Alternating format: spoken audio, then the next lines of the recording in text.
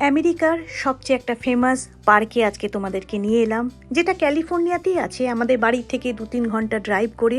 সেটা হচ্ছে redwood national and state park. এই যে বড় বড় গাছগুলো দেখছো, সব হচ্ছে রেডউড ট্রি।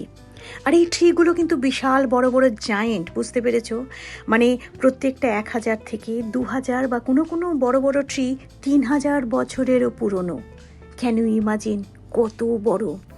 চতুর্দিকে শান্তি, চতুর্দিকে কোনো রকম আওয়াজ নেই, জানো তো? মনে হচ্ছিল যেন এখানেই ঘন্টা ধরে বসে থাকি। সে এক অপূর্ব অভিজ্ঞতা। খুব ফেমাস একটা পার্ক, যে পার্কটা রেডউড ন্যাশনাল পার্ক। কেমন লাগলো আজকের ভিডিওটা তোমরা জানিও। আবার খুব তাড়াতাড়ি দেখা হবে। Love you all.